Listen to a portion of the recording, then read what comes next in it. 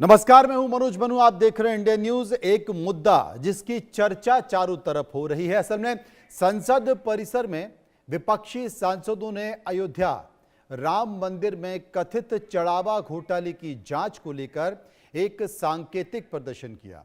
इस प्रदर्शन के दौरान पप्पू यादव ने गेरुआ वस्त्र पहनकर साधु का वेश धारण किया और जमीन पर बैठकर दान पेटी और भगवान राम के चित्र के साथ प्रदर्शन किया।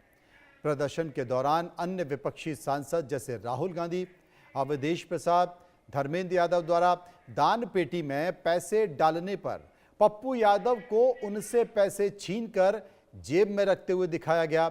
सत्ता पक्ष और साधु संतों का आरोप है कि इस नाटक के माध्यम से भगवा, साधु संत और भगवान राम की आस्था का मजाक भी उड़ाया गया है। सनातन का अपमान किया गया है। लेकिन सनातन के अपमान की एक तस्वीर और आप देख सकते हैं जो कोई देख नहीं पाया है, वो हम आपको दिखा रहे हैं।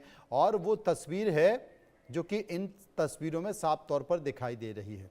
अब तमाम सारी बातों के पीछे आप देखिए, सियासत के लिए संसद के बाहर स्ट्रीट ड्रामा जब शुरू होता है तो शुरुआत में अयोध्या से सांसद अवधेश प्रसाद के पप्पू यादव पैर छूते हुए दिख रहे हैं। इस दौरान उनके पैरों को छूने के लिए उनके हाथ में जो राम जी की फोटो थी उसको जमीन पर रख दिया और उसको हाथ से भी दबा दिया। तस्वीरों में साफ दिखाई दे रहा है राम जी की सियासत के लिए इस्तेमाल किया जा रहा था। मुद्दा भले ही सरकार को बदनाम करने का हो, लेकिन आस्था का सम्मान तो राम के सम्मान से ही हो सकता है। विपक्ष शायद उस सम्मान को सियासत के लिए भूल गया हो। खैर, सियासत में इस तरह की चीज़ें छोटी मोटी भूल होती रहती हैं, उनका बुरा नहीं माना जाता है। लेकिन संत समाज अब इस मामले को लेकर माफ करने को तैयार नहीं है। तभी तो भगवा और श्री राम का अपमान मानकर वो सड़कों पर उतर आया है। बीजेपी श्री राम के अपमान को सियासी मुद्दा बना रही है। तो इस मुद्दे पर हम चर्चा करेंगे। चर्चा करने के साथ बहस भी करेंगे। कुछ लोगों के अपने जो उनके भाव हैं उनको समझने की कोशिश करेंगे। तो चलिए आज की बहस के जरिए ये जानते हैं कि राम के नाम पर कैसे 1992 से जो शुरू हुआ मुखर सियासत वो आज तक खत्म नहीं हो पा रही है। और इस पूरे मामले में अलग अलग राजनीतिक दल ये जीत और हार का मामला देख रहे हैं, सियासत से जोड़ के देख रहे हैं। इस बीच संत समाज भी सड़कों पर उतर आया है। इस घटना को लेकर विरोध प्रदर्शन हो गया। पप्पू यादव के पुतले जलाए जा रहे हैं, उनके पोस्टर को जूते चप्पलों से जो है वो पीटा जा रहा है। इसके साथ साथ कई जगह संत समाज के लोगों ने इस पर तहरीर भी थाने में दे दी है, शिकायत थाने में दे दी है, एफआईआर दर्ज कराने की बात की जा रही है। तो अब ये संत समाज बनाम अपमान से इसको जोड़कर देखा जा रहा है। इस बीच विरोध करने वालों ने क्या कहा है, सुनिए।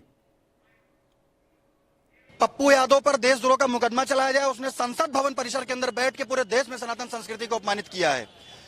और बड़े शर्म की बात है, समाजवादी पार्टी के सांसद और समाजवादी पार्टी के मुखिया एक चंदा चोरी जैसे पकड़ का मजाक बना रहे हैं। पप्पू यादव को दिखा करके सनातन संस्कृति का विरोध करा रहे हैं। इससे पहले भी उनके द्वारा पाला हुआ मौलाना पूरे प्रदेश में अपनी छवि खराब करवा चुका है। उसने भगवान श्री कृष्ण का अपमान किया है। तो अखिलेश यादव ये अपना पक्ष स्पष्ट करें कि क्या वो मौलाना के बात पे क्या कहना चाहेंगे, वो मौलाना के साथ हैं या भगवान श्री कृष्ण की जन्मभूमि के साथ हैं। अगर अखिलेश यादव अपना पक्ष स्पष्ट नहीं करेंगे तो आज प्रदेश के लगभग जिलों में प्रदर्शन हुआ है, पुतला फूके गया है। अगला प्रदर्शन अखिलेश यादव के घर और कार्यालय पे होगा।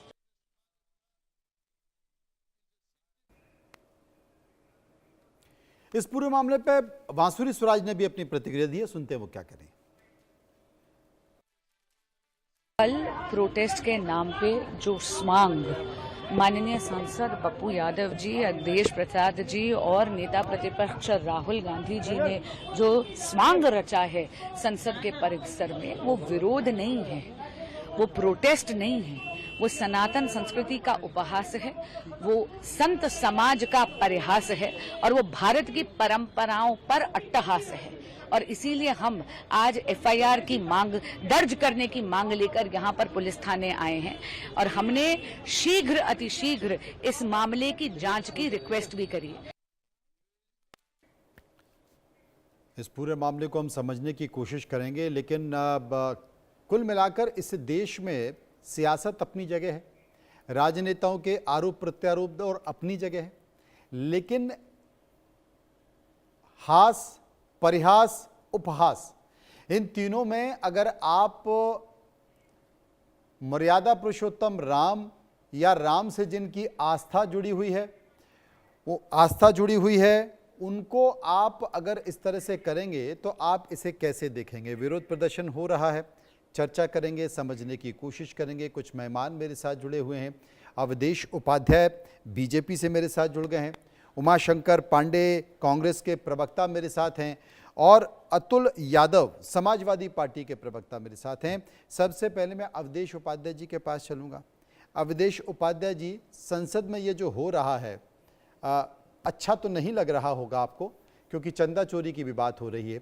फिर भी इस पूरे घटनाक्रम को, इस पूरे नाटकीय रूपांतरण को आप कैसे देखते हैं? देखिए मनोज जी, यदि हम कल जो हुआ, ये घटना जो घटित हुई है संसद में, इसकी बात करें, बहुत ही दुर्भाग्यपूर्ण है। जिस तरह से विपक्ष के द्वारा सनातन को अपमानित किया जा रहा है, जिस तरह से प्रभु श्री राम का अपमान किया जा रहा है। आपने देखा होगा जब पप्पू यादव जो सपा के वरिष्ठ नेता हैं अवधेश जी, उनके पैर छू रहे हैं तो उनके हाथ में जो भगवान राम का चित्र है उसको नीचे उनके पैरों में लगा दिया। इतना बड़ा अपमान प्रभु श्री राम का ये देखने को आज मिल रहा है, इससे बड़ी दुखद और क्या बात हो सकती है? सोचिए, वो भी एक विपक्षी दल के नेता के द्वारा। अरे संसद भवन जो है, संसद जो है एक लोकतांत्रिक मंच है अपने विचार रखने के लिए, जनता की बात रखने के लिए।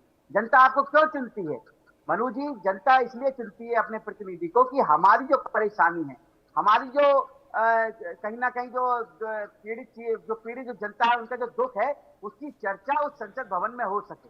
लेकिन आज का विपक्ष क्या कर रहा है?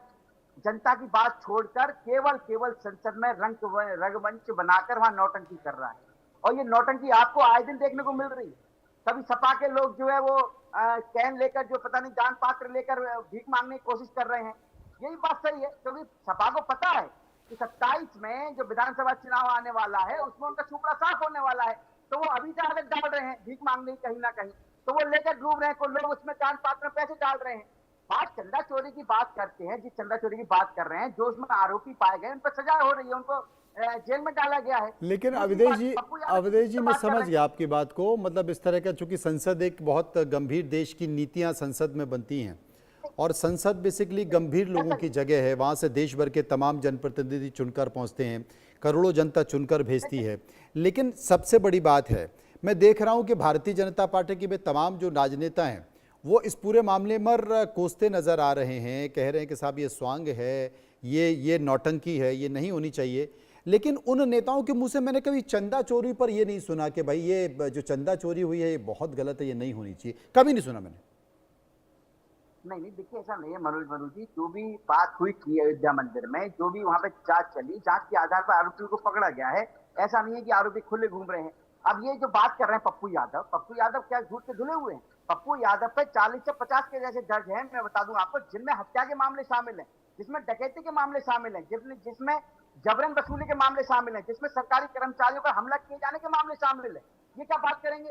और फिर दूसरी बात, सबसे बड़ी बात, देखिए इन्हें चंदे से कोई मतलब नहीं है। इन्हें केवल सनातन धर्म को अपमानित करना है, प्रभु श्री राम का अपमान करना है। जितना विपक्ष, आपको पता है ना किस तरह से समाजवादी पार्टी ने किस तरह से काशिफों पर गोली चलवाई, किस तरह से राम भक्तों को मारा गया, किस तरह से। ऐसे एक बात बताइए, मैं पूछना चाहता हूँ, सपा के प्रवक्ता बैठे हैं, अगर आप मानते हैं प्रभु श्री राम को, तो आपके जो नेता है अखिलेश यादव, आज उमाशंकर पांडे, मैं समझ गया उमाशंकर पांडे जी, अवधेश जी को या बीजेपी को तकलीफ है कि आपराधिक पृष्ठभूमि का आदमी जो है इस तरह से राम की बात कर रहा है, चंदे की बात कर रहा है। अगर कोई संत ऐसी बात करता तो शायद बात चल जाती।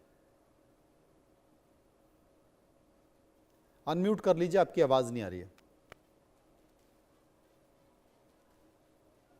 देखिए, पप्पू यादव जी ने गलत किया है तो उनके ऊपर मनोज जी एफआईआर दर्ज हुए हैं, देश का कानून है, वो अपना काम करेगा। लेकिन उनका क्या, जिनके ऊपर नरेंद्र मोदी और योगी जी ने भगवान श्री राम के आस्था के चढ़ावा चोरी के आरोप में एफआईआर ही नहीं दर्ज होने दिए, एक ऐसी एसआईटी बना दी जो खुद दोषी थी। माननीय सुप्रीम कोर्ट को, विश्वास विजय पंत को हटाना पड़ा। मुकदमे क्या थे? 420 का मुकदमा था। महाकुंभ में भक्तों के भगदड़ के जिम्मेदार विश्वास विजय पंत के ऊपर ये भगदड़ करवाने का आरोप था, जिसमें तमाम सारे भक्त श्रद्धालु वहां पर मारे गए थे। तो जब ऐसे लोगों के ऊपर एफआईआर नहीं होता, एसआईटी बनाकर उनको बचाया जाता है, तो पप्पू यादव इनसे तो बेहतर है कि कानून उनके खिलाफ काम कर रही है, उनके खिलाफ एफआईआर दर्ज की है। और दूसरी बात मनोज जी, देखिए मैं सुन रहा था आपके प्रस्तावना में भी कि वो पैर छू रहे हैं, वो भगवा पहन के आए हैं। जब कालनेमी का चरित्र चित्रण करना होगा मनोज जी, तो जिस वेशभूषा में कालनेमी था या जिस चरित्र में वो था, वो चरित्र का स्वरूप धारण करना होता है जी। उमाशंकर पांडे सही कह रहे हो, कालनेमी है पप्पू यादव। आप ही ने कहा है भगवा पहन कर बैठे हैं। मनोज जी, मनोज जी बीच में मत बोलो, बीच में नहीं, ये तरीका ठीक। अवधेश जी एक बार बात पूरी कर लें अपनी, उमाशंकर जी, फिर मैं आपके पास आता हूं। देखिए, कालनेमी का जब रामानंद सागर जी ने रामायण बनाया तो उसमें कालनेमी भगवा पहन के ही आया। अब अगर तमाम सरकारी संतों की आस्था उसमें घायल हो जाए कि कालनेमी को भगवा क्यों पहना दिया, तो फिर वो निर्माता निर्देशक करेगा क्या मनोज जी? यही हुआ। जिन लोगों ने भगवान श्री राम के आस्था में, चढ़ावे में, जमीन खरीदारी में घोटाले किए, इससे इनकी आस्था आहत नहीं हुई। आपने ठीक कहा, भगवान के बाद अगर धरती पर कोई मनोज जी भगवान माना जाता है तो शंकराचार्य माने जाते हैं। भगवा पहनकर महंत योगी आदित्यनाथ जी ने उनको कालनेमी कहा, तब इन सरकारी संतों का और ये राजनीतिक संतों की आस्था आहत नहीं हुई। जब नितिन नवीन और पंकज चौधरी के सामने इसी लखनऊ में हनुमान जी को सड़क पर नचाया गया, तब इनकी आस्था आहत नहीं हुई। हाँ, बात तो सही है अवधेश जी, जब बात तो सही है कि जब हनुमान जी जो है डांस कर रहे थे सामने और रथ यात्रा चल रहा था, उस वक्त भावनाएं आहत नहीं हुई। मैं आ रहा हूं आपके पास। अतुल जी बस आया, इनसे एक बार जवाब ले लूं। बड़ी बात कर दी है पांडे जी ने। मनोज जी देखिए, कालनेमी तो प्रवक्ता कांग्रेस के जो ने खुद स्वीकार कर लिया, पप्पू यादव कालनेमी है, पक्का कालनेमी है, जो ऊपर से जो है भगवा पहने हुए हैं और अंदर से पूरी तरह से सनातन के विरोधी, इसमें कोई दौरा नहीं है। रही बात हनुमान जी नाचने वाली, उस पर पूरी तरह से स्पष्टीकरण पहले दिया जा चुका है, उस पर चर्चा करने का कोई सवाल नहीं बनता। दूसरी बात, जब अभी जो बात चल रही है, जिस तरह से सनातन का अपमान किया है, उस पर जवाब नहीं दे पाएंगे। उमाशंकर जी, ये क्या सही हुआ है? पप्पू यादव जो क्रिमिनल है, जिस पर क्रिमिनल के बड़े बड़े केस लगे हुए हैं, क्या वो इस तरह से सनातन का अपमान कर रहा है? वो सही है आपके हिसाब से? अच्छा, अतुल यादव जवाब दे देंगे इसका जी। भारतीय जनता पार्टी ये बताए कि जो देश के गृह मंत्री हैं उन पर कौन कौन से मुकदमे लगे थे और किस तरह से जिला प्रशासन ने वहां के उनको कौन सी धारा में बाहर किया था, बता दीजिए। और देश जी तो सुनिएगा, आप सुन लीजिएगा, बीच में मत बोलिएगा। मैं बोलना स्टार्ट किया, अभी तो मैंने बोला, अरे अभी तो मैंने शुरू किया, तो कोर्ट का ऑर्डर आ गया। अरे सुनिएगा, मैं उसके बाद सुनिएगा। देखिए सुनिएगा, आरोप जब हमारे देश में लोकतांत्रिक व्यवस्थाएं हैं और रही बात राजनेताओं पर केस लगते भी रहते हैं, लेकिन अगर पप्पू यादव इस समय वर्तमान में पूर्णिया से सांसद हैं और रही बात जनता ने उन्हें चुना है, रही बात वो जो भी उन पे केस है वो न्यायपालिका तय करेगा, भारतीय जनता पार्टी को तय करने का कोई अधिकार तय नहीं है। नंबर अब आते हैं दूसरे मुद्दे पर, सुन तो लीजिए। जो वहां पे नाट रूपांतरण एक किया गया जो चढ़ावा चोरी के संदर्भ में था, तो भारतीय जनता पार्टी ये बताए जब इनके राष्ट्रीय अध्यक्ष जी लखनऊ आए और भगवान हनुमान जी को ये ट्रक के आगे जो चला रहे थे, नचा रहे थे और अपना भारतीय जनता पार्टी का झंडा पकड़वाए हुए थे, तब भारतीय जनता पार्टी के नेताओं की और जो सनातन की इस समय बात कर रहे हैं उनकी अंतरात्मा क्यों नहीं जागी थी? मतलब वहां पर जो लोग आज जो है इन बातों को उठा रहे हैं, उस समय क्यों नहीं उठाए गए? तो मीठा मीठा गप कड़वा कड़वा ठू, ये तो एक जो कहीं ना कहीं एक बात आई कि वहां पर सबने कहा कि एक नाट्य मंचन हुआ, उसमें किसी ना तो सनातन धर्म को आहत करने की कोई मंशा थी, ना ही किसी धर्म को आहत करने की मंशा थी। एक चीज रही बात, मैं अवधेश उपाध्याय बैठे हुए इनका जवाब दूंगा। अगर पप्पू यादव ने पासी समाज से आने वाले अवधेश प्रसाद जी के पैर छू लिए तो इनको लगा कि अरे दलित समाज के क्यों पैर छू लिए। ये बता दीजिए कि दलित समाज का कोई अगर व्यक्ति पैर छू रहा है तो ये भारतीय जनता पार्टी इसमें प्रश्न क्यों खड़ा कर रही है, ये जवाब दीजिए। सबसे पहले मुझे इसका जवाब चाहिए। अगर पप्पू यादव जी के द्वारा अवधेश प्रसाद जी जो पारसी समाज से आते हैं, दलित समाज से आते हैं, उनके अगर पैर छू लिए तो भारतीय जनता पार्टी क्यों मतलब इस बात को उठा रही है, इसका जवाब दे दो अवधेश जी। मनोज जी देखिए, कोई किसी को दिक्कत नहीं है, पैर छूना एक अच्छी बात है, सनातन संस्कृति है, बड़ों के पैर छूने चाहिए, किसी को कोई दिक्कत नहीं है। लेकिन नहीं, मनुवाद की प्रकृति के मनुवाद में लगता है कि अगर कहीं ना कहीं पिछड़े समाज के व्यक्ति के द्वारा या अपर कास्ट के द्वारा अवधेश जी एक मिनट मेरी बात सुनिए। भारतीय जनता पार्टी एक बार अवधेश जी मेरी एक बात सुनिए। अवधेश जी मेरी एक बात सुनिए। मैं यहाँ पे ये कहना चाह रहा हूँ कि वैसे तो देखो संसदीय जगह है नहीं इस तरह का स्वांग और इस तरह की नौटंकी करने की। ये नौटंकी संसद में इस तरह की नौटंकी नहीं होनी चाहिए, नंबर एक। नंबर दूसरी, चंदा चोरी एक बड़ा मुद्दा है, इस पर सरकारों को बहुत गंभीरता से ध्यान देना चाहिए। और तीसरी चीज़ कि इस तरह के जो जितने भी रामायण हैं, महाभारत हैं, आप फिल्मों में देखिए लगातार अपमान हो रहा है, आप OTT पे चले जाइए लगातार इस तरह का अपमान हो जाइए, आप चाक चौराहों पर चले जाइए लगातार इस तरह का अपमान हो रहा है, आप राजनीतिक रैलियों में चले जाइए वहां पर भी इस तरह का अपमान हो रहा है, सड़कों पर पेड़ के किनारे गंदे नाले में भगवान की मूर्तियां पड़ी हैं उसकी चिंता कोई नहीं कर रहा है। बस राजनीतिक मुद्दों के जरिए पक्ष और विपक्ष आमने सामने खड़ा हुआ है। यह बड़ी चिंता की बात है। और मुझे लगता है भगवान राम अगर ऊपर से देख रहे होंगे तो वो कह रहे होंगे, हे वत्स क्या हालत कर दी है तुमने मेरी। बिल्कुल अवधेश जी। मनोज जी बिल्कुल बात सही कही आपने, लेकिन जिस प्रकार से प्रवक्ता सपा के कह रहे थे अपनी अतुल यादव की कि इनको दिक्कत है पप्पू यादव के पैर छूने से, जो पप्पू यादव ने पैर छुए हैं अवधेश प्रताप जी के। अरे मैं तो ये कह रहा हूँ भाई, पैर छूने से किसी को कोई दिक्कत नहीं है, लेकिन पप्पू यादव ने जिस तरह से प्रभु श्री राम का फोटो हाथ में लेकर वो फोटो सरों में रखा है, पैर छूने की कोई दिक्कत नहीं, लेकिन जिस तरह से प्रभु श्री राम का अपमान पप्पू यादव ने किया है, ये दलित समाज से आते हैं, सनातनी आप नहीं लोग कहेगा, कोई दलित समाज का सम्मान करे, बहुसंख्यक नहीं कहेगा अतुल यादव। कि वो नहीं चाहती है कि दलितों के कोई पैर छुए, उनको कोई सम्मान दे। भारतीय जनता पार्टी का चरित्र ये दिखता है कि उनके पप्पू यादव जी के द्वारा उनके पैर पे अगर हाथ लगा लिया गया, पैर छूने की मुद्रा में उनको देखा गया, तो भारतीय जनता पार्टी को इससे भी आपत्ति है। वो पारसी समाज से आते हैं, भारतीय जनता पार्टी दलितों का सम्मान नहीं करना चाहती है। मैं जो कह रहा हूँ, भारतीय जनता पार्टी ने अवधेश प्रसाद जी के पैर छूने पर भी आपत्ति कर दी। अवधेश प्रसाद पप्पू यादव जी के द्वारा अगर अवधेश प्रसाद जी बहुत बड़ी सांसद हैं, उनके पैर छू लिए गए तो पारसी समाज से आते हैं। भारतीय जनता पार्टी अपनी मनवादी मानसिकता को दर्शा रही है, तो भारतीय जनता पार्टी ने मनवाद को जो दर्शाया है ये साफ लग रहा है कि जो अवधेश प्रसाद जी पारसी समाज से आते हैं उनका सम्मान कर देने से भारतीय जनता पार्टी को उसमें भी दिक्कत हुई।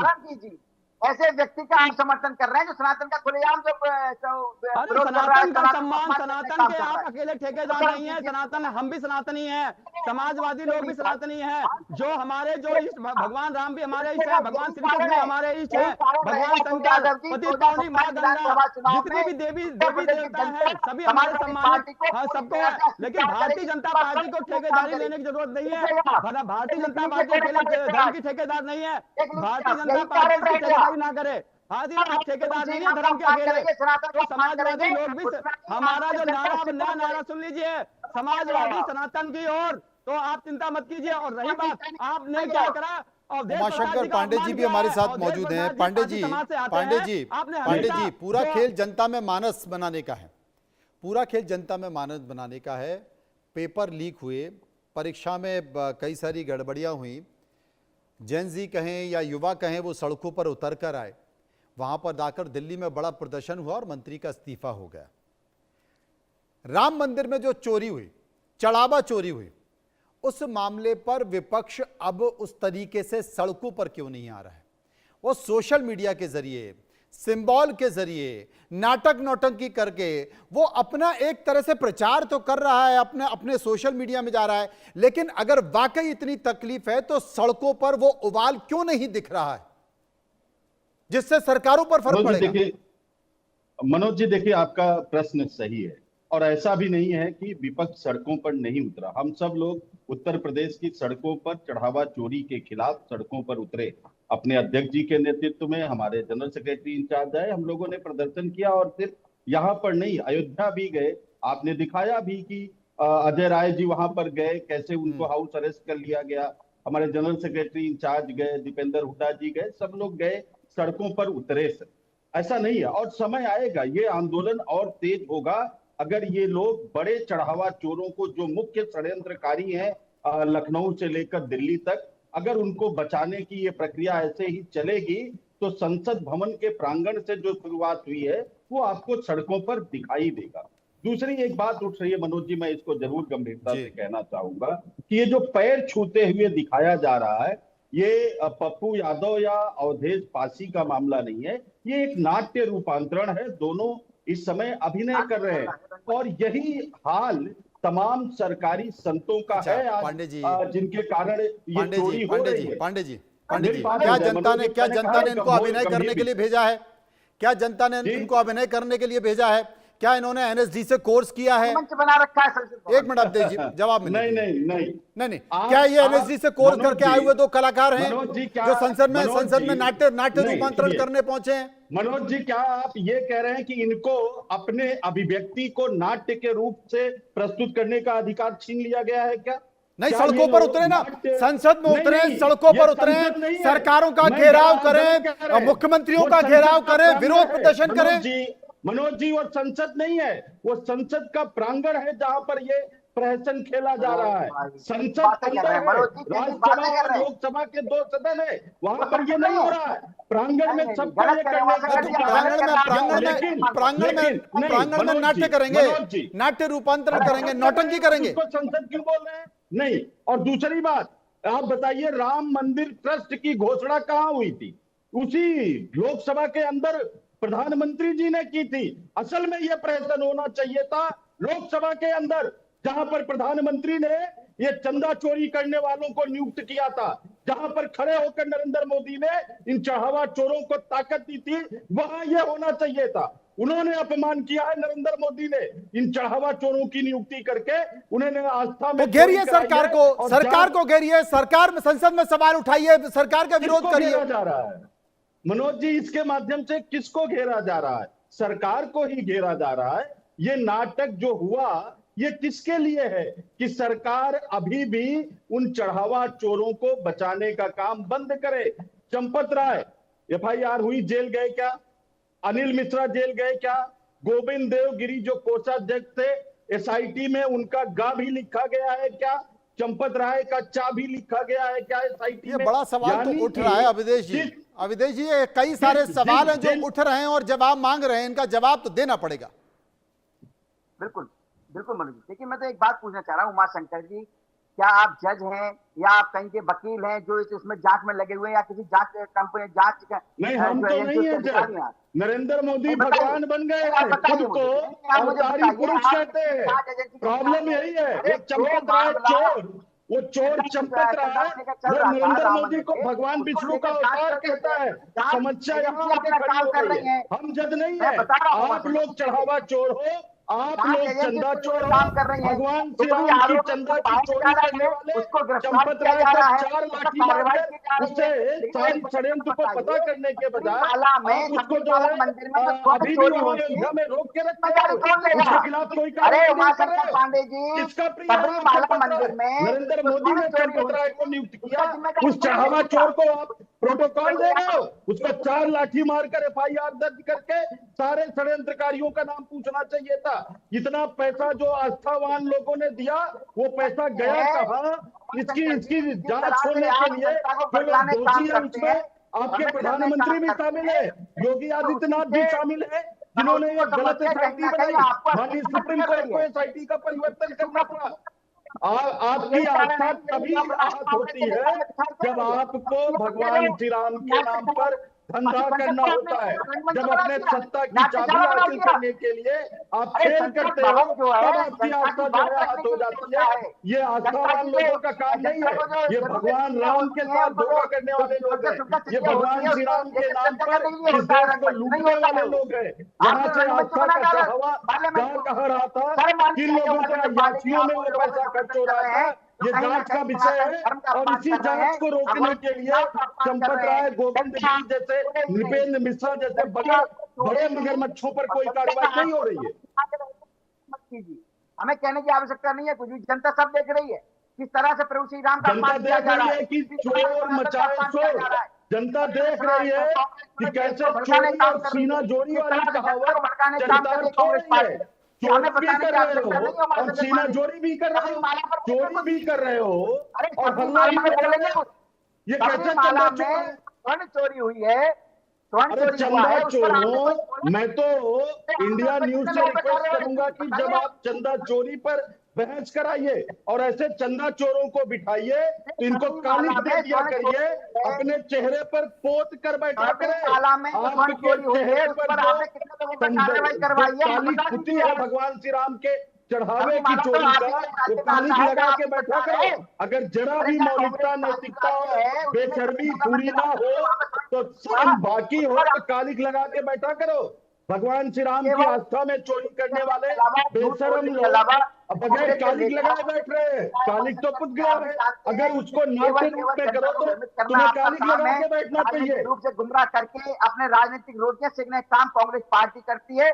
ये राम के नाम पर धंधा तो भाजपा करती रही है, राम के नाम पर सत्ता में भाजपा जाके बैठ गई और राम मंदिर बनाने का काम माननीय सुप्रीम कोर्ट के आदेश से हुआ। तो चंदा चोर, चढ़ावा चोर, कफन चोर, वोट चोर, सीट चोर, सरकार चोर, सारे चोरी के जितने बड़े बड़े कारनामे हैं वो सब भाजपा के उपनाम बन गए। रिपीट करता हूँ, चंदा चोर, चढ़ावा चोर, जमीन खरीदारी के चोर, कफन चोर, ताबूत चोर, सीट चोर, वोट चोर, राज्यसभा की सीट चोर और सरकार चोर, सारी चोरी तो कर लिए। चोरी का कोई तंजा बचा क्या? और इस तरह से एक ऐसे महापापी जिसने सनातन धर्म का अपमान किया, चंदा चोर, चंदा चोर चंदन लगाने लगते हैं, चंदा चोर कलावा पहन के बैठते हैं, चंदा चोर भगवा पहनकर चोरी कर रहे हैं, चंदा चोर पीला वस्त्र पहन के। अच्छा, अतुल यादव मेरे साथ मौजूद हैं। अतुल जी एक बात मैं आपसे पूछना चाहता हूं, पूछना चाहता हूं क्योंकि राम बेसिकली एक बड़ा मुद्दा है और बार बार विपक्षी पार्टियां ये आरोप लगाती रहती हैं कि भाई भारतीय जनता पार्टी ने राम के नाम का बड़ा इस्तेमाल किया है। वो इस्तेमाल चुनावों में भी होता है, वो इस्तेमाल राजनीतिक मुद्दों में भी होता है। तो मैं आपसे पूछना चाह रहा हूं कि अगर चंदा चोरी हुई है तो निश्चित तौर पर एक बड़ा जनमानस होगा जो आहत हुआ होगा इस पूरे मामले से। तो क्या इसका असर चुनावों में पड़ने जा रहा है? और अगर चुनावों में पड़ने जा रहा है तो फिर आप छोड़ दीजिए जनता के ऊपर। देखिए, जो असर तो जनता तो जानती है, लेकिन जनता के बीच में इस बात को हम ले जाएंगे और हमारे जो सहयोगी दल हैं वो भी ले जाएंगे, क्योंकि भारतीय जनता पार्टी के जो कुकृत्य हैं इनको उजागर भी जनता के बीच में उनको अरे सुन तो लीजिए, सुनिएगा, मैं शांत होकर सुन रहा था। तो जनता के बीच में जो जनता के बीच में हम ले जाएंगे। और रही बात, अगर हमारे नाट रूपांतरण से ही भारतीय जनता पार्टी इतना भयभीत है या विपक्षी दलों के नाट रूपांतरण से ही इतना भयभीत है कि आज डरी सहमी सी नजर आ रही है और पप्पू यादव के खिलाफ मुकदमे दर्ज करा रही है, जबकि वो एक नाट रूपांतरण था, किसी को भी आहत करने के लिए कोई नहीं था। अब रही बात, समाजवादी पार्टी जो है अभी अपनी एक रथ यात्रा निकालने जा रही है, तो हम इस बात को भी उठाएंगे। रही बात, जन जन तक पहुंचाएंगे। और रही बात, जो भारतीय जनता पार्टी बोलती है आत्मनिर्भर भारत, तो यह है आत्मनिर्भर। इन्होंने मंदिर बनाया, मंदिर बनाने का श्रेय भी लेते हैं, चोरी भी खुद ही कर ली। तो यही तो है, ये लोग खुद ही तो कर रहे हैं। अब जनता को बताना पड़ेगा, भाई देखो कैसे ये लोग मंदिर बनाते हैं, खुद ही चढ़ावा चोरी कर लेते हैं। इन्हीं के लोग तो थे। रही बात चंपत राय जी के खिलाफ, जो है अनिल मिश्रा जी के खिलाफ, अन्य गोपाल राय, अन्य जितने भी लोग हैं, इनको इन्होंने सम्मानित बनाया हुआ है। और रही बात जब ये महत्वपूर्ण पद पे थे तो जिम्मेदारी इनकी बनती थी। क्या उत्तर प्रदेश की पुलिस के द्वारा इनकी गिरफ्तारी की जा चुकी है? नहीं की जा चुकी है। ना तो इनके विषय में चैनल कोई ढंग से बात उठाते हैं कि जाके साठ संशय में पूछे जाकर के कि भाई ऐसा क्यों नहीं कर पा रहे हैं। और रही बात भारतीय जनता पार्टी, जो इस कलंक से कौन से गंगा जल से मुंह धोएगी बता दें। वैसे तो ये मतलब ये कहीं ना तो इनको गंगा पतित पावनी माँ गंगा माफ करेंगी, ना जमुना जी माफ करेंगी, ना इनको कोई भगवान माफ करने वाले, ना भगवान राम इनको माफ करने वाले। भगवान ने तो इनको अभिशाप दे दिया है और यही अभिशाप है कि जनता इनके खिलाफ सड़कों पे उतर गई, जंतर मंतर पे। कहीं ना कहीं संसद का घेराव किया, अभिशाप लग गया इन पे। युवाओं का भी अभिशाप है। कहीं ना कहीं भारतीय जनता पार्टी जो चढ़ावा चोरी से में जो भारतीय जनता पार्टी संबंध जो है नेतागण कह लो या इनसे संबंध लोग कह लो, वो लोग प्रत्यक्ष या प्रत्यक्ष रूप से जो है उन बचाने में लगे हुए हैं। चंपत राय जी का संबंध किससे है? क्या विपक्षी दलों से है? कहीं ना कहीं क्यों बचाया जा रहा है? क्यों उनको क्लीन चिट देने का प्रयास किया जा रहा है? क्यों नहीं उनको जेल में डाला जा रहा है? कहीं ना कहीं भारतीय जनता पार्टी दोषियों को बचाने में लगी हुई है। जनता उत्तर प्रदेश की माफ नहीं करेगी, देश की जनता माफ नहीं करने वाली है। भारतीय जनता पार्टी का देश अभी तो उत्तर प्रदेश का चुनाव है और अन्य राज्यों के चुनाव है, तो भारतीय जनता पार्टी का उत्तर प्रदेश से तो सफाया होना तय है। और रही बात इनका जो पाप है ना, पाप का घड़ा इनका भर चुका है। भगवान ने ही इनको देख लिया है, भगवान राम इनको माफ नहीं करने वाले। रही बात भारतीय जनता पार्टी जो है ना, इस अब पाप घड़े के घड़े से बाहर नहीं आ पाएगी। ये कोई भी गंगा जल में मुंह धो ले जाकर के, लेकिन अब इनके मुंह की कालिक ना साफ नहीं होगी। अवधेश उपाध्याय जी, बहुत ज़्यादा दूर नहीं है, 5-6 महीने रह गए। उत्तर प्रदेश का चुनाव सामने आ रहा है और देखो ये दो बोंजा हैं। एक तो परीक्षा का बड़ा मामला आपने देख ही लिया, एक विकेट केंद्र सरकार का बड़ा गिर गया, केंद्र सरकार के शिक्षा मंत्री का इस्तीफा हो गया। अब ये जो चंदा चोरी, अच्छा आपने देखा होगा कि जब ये मुद्दा अच्छा खासा विपक्ष चंदा चोरी के मुद्दे को उठा रहा था, लेकिन अचानक से कॉकरोच जनता पार्टी आ गई और उसने दिल्ली में बड़ा मुद्दा उठा लिया। तो विपक्षी पार्टी और उसके नेताओं को भी लगा यार मामला भी ये बड़ा है और इससे पहले कि कॉकरोच जनता पार्टी वाले आगे बढ़ जाएं तो सबसे पहले हम यहां कूद लेते हैं। तो आपने देखा कि दूसरी जगह जंतर मंतर से हटके एक और विरोध प्रदर्शन हो गया, तो उसमें अच्छा खासा गेन विपक्ष को हुआ है, इस बात को हमको इनकार नहीं करना होगा। अब वो मामला जैसे सरकार ने कह दिया भाई हमने ये विधेयक लेकर आ गए, इस्तीफा भी हो गया, जैसे ही वो डाउन हुआ देखिए चंदा चोरी फिर बाहर आ गया। अब ये चंदा चोरी चुनाव तक चलेगा। तो ये जो बड़ा मुद्दा है जो कि जनमानस से जुड़ा हुआ है, आप भी धर्म की बात करते हो, ये बार बार कहते हैं कि साहब ये धर्म केवल दिखाने के लिए करते हैं। बीजेपी को डर लगता है इस मुद्दे से? अरे मनोज जी, हम तो कह रहे हैं अगर हम दिखावे के लिए कर रहे हैं तो अखिलेश यादव भी आ जाए ना सामने। भगवान कृष्ण का अभी मुद्दा चल रहा है, उनको उनका स्थान दिला दें। आप तो उठा लीजिए, फायदा क्या दिक्कत है? हमने तो मना नहीं कर रहे, आप भी जाओ ना। आपको किसी ने मना किया? भगवान सबके हैं मनोज जी, जितने मेरे हैं उतने आपके हैं, उतने उमाशंकर पांडे जी के हैं, उतने ही सपा प्रवक्ता के हैं। अरे बोलो ना अखिलेश यादव को जाए राम मंदिर में वहां पूजन करने जाए, दिखाए कम से कम मैं भी राम भक्त हूँ। कृष्ण जन्मभूमि जाए, वहां पे जाए, पूजा पाठ करें, दिखाएं कि मैं भी। अमित शाह, मनोज जी पहले इनसे कहिए अमित शाह को भेजे। कहाँ है आजकल अमित शाह? अमित शाह को तो भेजिए पहले। अमित शाह को कब भेज रहे हैं आप? आपको ऐसा लगता है अमित शाह को राम मंदिर दर्शन करने कब भेज रहे हैं ये बताइए। अरे सपा को तो भैया पहले जवाब दीजिए, अमित शाह क्यों नहीं गए? अमित शाह अभी तक राम मंदिर दर्शन करने क्यों नहीं गए? अमित शाह क्यों नहीं गए? अमित शाह क्यों नहीं गए? जवाब, अमित शाह क्यों नहीं गए? राहुल गांधी, प्रियंका गांधी कहीं है राम मंदिर में क्यों दर्शन नहीं करने? गए? अमित शाह का जवाब दीजिए। अमित शाह क्यों नहीं गए? अमित शाह क्यों नहीं गए? मस्जिद में माथा टेकने जाते हो, अमित शाह रामद्रोही है, अमित शाह राम विरोधी है जो आज तक दर्शन करने नहीं गए। अमित शाह दर्शन करने क्यों नहीं गए? जवाब दीजिए। राहुल गांधी पर पूछ रहे हो, अमित शाह पर चुप हो गए, ताला लग गया जबान में। अमित शाह क्यों नहीं गए दर्शन करने? सीधा जवाब दो। अमित शाह क्यों नहीं गए? अमित शाह दर्शन करने क्यों नहीं गए? अमित शाह दर्शन करने क्यों नहीं गए?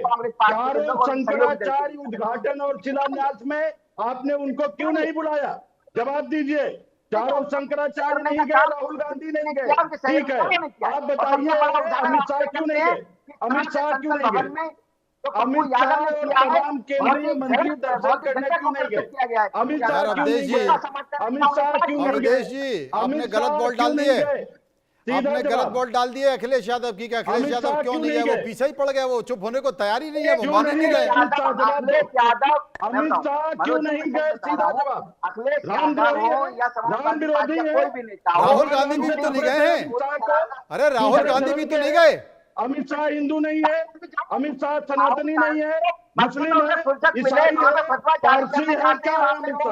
वो अमित करने शाह जाते हैं, मुस्लिम है, करने जाते ईसाई हैं, तो है, राहुल गांधी पारसी क्या है, करते हैं? क्या है लेकिन जो कभी दर्शन दुर्गा करने नहीं पूजा गए? में, सीधा कभी जवाब दो, रामनवमी भागो के नहीं। अवसर राहुल गांधी जी भगोड़े को या मत प्रियंका हो, गांधी को आपने लेकिन जाति को जवाब नहीं दो, देखा अमित होगा शाह वो क्यों नहीं में। गए? हाँ, अमित शाह क्यों जो नहीं गए? मुहर्रम होते मुस्लिम है हैं, अमित जो शाह, रोजाफ्तारी क्रिश्चियन पार्टी है, होती है, पारसी है, उसमें आपको ईसाई कांग्रेस है, नेता क्या मिल है? जाएंगे अच्छी तरह। ये मनोज जी सच्चाई से है। जवाब लीजिए, क्यों नहीं गए अमित शाह? रामद्रोही है, राम विरोधी है अमित शाह, उमाशंकर पांडे जी थोड़ी याद क्यों नहीं गए अमित शाह? सीधा अरे जवाब तो दो। ये बात अवधेश जी को पता नहीं थी ना, पता सीधा होती तो वो जवाब बोलते दो, ही नहीं। अमित शाह क्यों नहीं गए? अरे मुस्लिम है राहुल अमित गांधी शाह, क्यों नहीं गए हैं? उनके आप बताइए खानदान मुझे। मुस्लिम है वाले हैं क्या? प्रियंका उनका गांधी क्यों पीछे नहीं का है? राहुल अवधेश खानदान जी, मुस्लिम है क्या? अवधेश जी, ये तो बुरे चिपक गए। हिंदुओं का विरोध कर रहे हो आप। नहीं, उनका 70 साल बुरे पीछे से का चिपक गए, खानदान ये छूट ही क्रिश्चियन नहीं है रहे। क्या? इटली से आए हैं क्या अमित शाह? पाकिस्तान से भाग कर आए हैं क्या? आके धर्म अरे बदल लिया ठीक है क्या? ना, उमाशंकर नकली पांडे हिंदू जी है छोड़ क्या? दीजिए ना अब। नकली अरे हिंदू उमाशंकर है जी क्या छोड़ अमित दीजिए, शाह? उन्हें नहीं पता था। अब तो चिपक ही गए, आप छोड़ ही नहीं रहे माफी उनको। मांगे ये पहले। राहुल गांधी जी पैदल चल के बद्रीनाथ केदारनाथ गए, अमित शाह क्यों नहीं गए? नरेंद्र मोदी क्यों नहीं गए? मैंने सवाल ये पूछा था, मैंने सवाल, अवधेश नायक जी, अवधेश नायक जी, मैंने सवाल ये पूछा था कि उत्तर प्रदेश का चुनाव बहुत ज्यादा दूर नहीं है, क्या ये मुद्दा बीजेपी को नुकसान पहुंचाएगा? लोगों की आस्था का सवाल है। मैं जो तमाम खबरें देख रहा हूं, उन खबरों में ये भी आ रहा है कि भाई श्रद्धालुओं की भीड़ भी कम हो गई है और चंदा भी सुना है कि आजकल बहुत कम आ रहा है। तो क्या चिंता पार्टी को होती है? मनोज जी, देखिए, उत्तर प्रदेश की जनता बहुत अच्छी तरह से जानती है सपा सरकार में किस तरह से उत्तर प्रदेश में जंगल राज था सपा का, किस तरह से वन डिस्ट्रिक्ट वन माफिया पोषित करने का काम किया था समाजवादी पार्टी ने, किस प्रकार से उत्तर प्रदेश में जो योजनाएं आती थी एक विशेष वर्ग के लिए आती थी। अरे मैं बात कर रहा हूँ दिल्ली की, आप कलकत्ता पहुंच गए यार। मैं वही बता रहा हूँ, उसी पर आ रहा हूँ। अच्छा, घूम के आएंगे, फ्लाइट डाइवर्ट हो गई है, घूम कर आएंगे, ठीक है, अच्छा ठीक है। नहीं जाएंगे और क्या करेंगे, तो है ना को देखते हुए उत्तर प्रदेश की जनता तीसरी बार प्रचंड बहुमत के साथ भारतीय जनता पार्टी की सरकार उत्तर प्रदेश में बनाएगी। ये आप तो ये मुद्दा असर नहीं करेगा। जवाब लीजिएगा हाँ, जवाब दे दीजिए, चलिए। अतुल यादव, आपने जवाब लीजिएगा। उत्तर प्रदेश में 2027 का चुनाव जो अब होने ही वाला है, भारतीय जनता पार्टी का समाजवादी पार्टी और गठबंधन सफाया करने जा रहे हैं। रही बात, अरे कमाल कर रहे हो यार अतुल यादव जी, आपने बहुत बड़ी बात कर दी है। उमाशंकर पांडे जी और आप दोनों मिलकर गठबंधन कर दे रहे हो और उनके नेता को पता ही नहीं है। वहां तो ऐसा बता रहे कि तलवार चल रही है, बयानबाजी चल रही है। बहुत सारे दिल्ली के बड़े बड़े नेता कह रहे हैं कि नहीं अभी हमने तय ही नहीं किया है। सपा के नेता कह रहे हैं सवाल ही पैदा नहीं है। अखिलेश यादव जी ने कहा है कि कांग्रेस बड़ी चोर पार्टी है, कांग्रेस पे विश्वास मत करना। जवाब ले लीजिए। कांग्रेस पहले भगवान पे जवाब ले लीजिए, भगवान पे जवाब ले लीजिए। भारतीय जनता पार्टी इस टाइम घबराई हुई है, जवाब ले लेते, परेशान है। जवाब ले बात, इन्होंने क्या करा, हमारे अयोध्या के सांसद माननीय अवधेश प्रसाद जी पे प्रश्न खड़ा किया, भारतीय जनता ने पार्टी ने प्रश्न खड़ा किया। एक निराशाजनक बात है, एक दलित समाज से आने वाले व्यक्ति के ऊपर उन्होंने ये सम्मान, भारतीय जनता पार्टी का इससे पता चलता है कि दलित प्रेम क्या है। ये नाम बदल करके जिले तो बना सकते हैं, लेकिन दिलों में जगह नहीं बना सकते। अगर पप्पू यादव जी के द्वारा एक रूपांतरण में, एक नाट रूपांतरण में उनके चरण स्पर्श कर लिए गए तो भारतीय जनता पार्टी को चुभ गया। भारतीय जनता पार्टी का, अगर जो आपके चैनल के माध्यम से मनोज जी, जो उत्तर प्रदेश की जनता, देश की जनता देख पा रही है कि भारतीय जनता पार्टी का चाल और चरित्र देख सकते हैं कि अगर उन्होंने, पप्पू यादव जी ने अवधेश प्रसाद जी के पैर छू लिए तो भारतीय जनता पार्टी इसको मुद्दा बना रही है। क्योंकि दलित के कैसे पैर छू लिए किसी भी मतलब व्यक्ति के द्वारा, दलितों के पैर नहीं छुए जाने चाहिए, ये इनका भारतीय जनता पार्टी का कोई पॉलिटिकल मैसेज था क्या? ये यादव और एससी का गठबंधन का खेल चल रहा है क्या? सुन तो नहीं सुनिएगा, दलित समाज का, जो दलित समाज का ये लोग अपमान करते हैं, भारतीय जनता पार्टी अपमान करती है। उन्होंने अवधेश प्रसाद जी का अपमान किया और इनके लोग उनके खिलाफ मुकदमा दर्ज करने की बात कर रहे हैं, क्योंकि दलितों को ये हमेशा उत्तर प्रदेश में दबाते आए, पीडीए वर्ग को दबाते आए, और अभी भी बताओ जो सांसद है उसको दबाने का प्रयास कर रहे हैं। बताओ, हम सब समाज में हम बात करते हैं, लोकतांत्रिक व्यवस्था में बात करते हैं, भारतीय जनता पार्टी अभी भी दलितों को दबाने की बात करती है। समझ कोई गया, पैर जवाब ना दे दो, छुए, समय खत्म हो रहा है, उनका आप कोई जल्दी सम्मान से। ना करे। देखिए, जो हमारे अतुल यादव जी आज दलितों की बात कर रहे हैं, समाजवादी पार्टी का ही चरित्र रहा है। जब सरकार में रहती है तो उन्हीं दलितों पर अत्याचार किया जाता है, उनकी एफआईआर भी नहीं लिखी जाती। आपके पास ऐसे बहुत सारी चीजें पड़ी होंगी मनोज जी, आप भी वरिष्ठ पत्रकार हैं, संभल की आप बात उठा लीजिए, किस तरह से गुन्नौर में दलित परिवार को मार दिया गया था, उसकी एफआईआर भी नहीं लिखी गई थी। दलित बेटियों को लटका दिया गया अभी था, जो मेरठ की घटना है, अभी जो मेरठ की घटना है, वो आपके पांडे, वो जो आपके एसएसपी मेरठ है, उनके खिलाफ क्या कार्रवाई कर दी? जो मेरठ की घटना में एसएसपी ने जो जाकर के दलित समाज के अधिवक्ता को थप्पड़ मारा, दलित समाज के लोगों को जब थप्पड़ मारा, मेरठ में कहाँ चली गई थी आंखें? उपाध्याय जी, कहाँ दलितों की बात करते हैं? बार बार अतुल जी ये भी कहा जाता है, पांडे जी ये भी कहा जाता है कि भाई अगर योगी की सरकार या बीजेपी की सरकार चली गई तो उत्तर प्रदेश में लॉ एंड ऑर्डर का बड़ा संकट खड़ा हो जाएगा। पांडे जी। जी, मैं मनोज जी, बहुत गंभीर प्रश्न है। देखिए, दलितों की बात हो रही है तो मैं दलितों पर ही बात करूंगा। उत्तर प्रदेश में आप आंकड़े चेक कर लीजिए, आपके दर्शक चेक कर लेंगे, पूरे देश में सबसे ज्यादा दलितों पर अत्याचार उत्तर प्रदेश में है, और जो पहले 5 राज्य हैं वो सब भाजपा शासित राज्य हैं। 26%, कांग्रेस के तो बचे ही नहीं है, पूरे देश का जो दलितों पर ज्यादातर। मनोज जी, पूरे देश में उत्तर प्रदेश में सबसे ज्यादा, और 26% पूरे देश का दलितों पर अत्याचार उत्तर प्रदेश में होता है। आंकड़े चेक कर लीजिए, एनसीआरबी के आंकड़े, 19 विभिन्न प्रकार के अत्याचार दलितों पर होते हैं, और वो 19 प्रकार के दलितों में सबसे ज्यादा उत्तर प्रदेश। एनसीआरबी का आंकड़ा है, गृह मंत्री के विभाग का आंकड़ा। ऐसे हर बार बीच में बोल के आप बात को दबा नहीं सकते। आप लोकसभा में माइक बंद कर दोगे, बाहर कोई नाट्य रूपांतरण करके दिखाएगा, उस पर हंगामा कर दोगे। दलितों की आवाज आप दबा नहीं सकते। पूरे देश में योगी जी क्योंकि एक खास जाति से आते हैं, योगी जी ने एक खास जाति के लोगों को उत्तर प्रदेश में बढ़ावा दिया। बाकी जो जातियां हैं उनको योगी जी नफरत की निगाह से देखते हैं। इसीलिए जहां दलितों पर 26% अत्याचार उत्तर प्रदेश में है, वहीं ब्राह्मणों की सबसे ज्यादा हत्याएं उत्तर प्रदेश में हुई है। सबसे ज्यादा ब्राह्मणों के एनकाउंटर हुए हैं, हत्याएं हुई है, मुकदमे दर्ज हुए, उनको जेल भेजा जा रहा है। ब्राह्मण की लिंचिंग भी उत्तर प्रदेश में हो रही है। रायबरेली से लेके बुंदेलखंड से लेके पूर्वांचल और पश्चिमी उत्तर मैं समझ गया। मुझे लगता है कि एक बड़ा मुद्दा है जो विपक्ष के हाथ लगा है। भारतीय जनता पार्टी के पास कहीं ना कहीं एक मनोवैज्ञानिक दबाव भी है, और चूंकि राजनीतिक पार्टियां हैं, पक्ष हो या विपक्ष हो, जब मुद्दे मिलते हैं तो फिर उनका फायदा उठाने की भी कोशिश की जाती है। बहुत बहुत शुक्रिया करूंगा सभी लोगों का जो मेरे साथ इस पूरी चर्चा में मौजूद रहे। फिलहाल खबरों के सफर में इतना ही। ब्रेक के बाद आप देखिए देश का सवाल।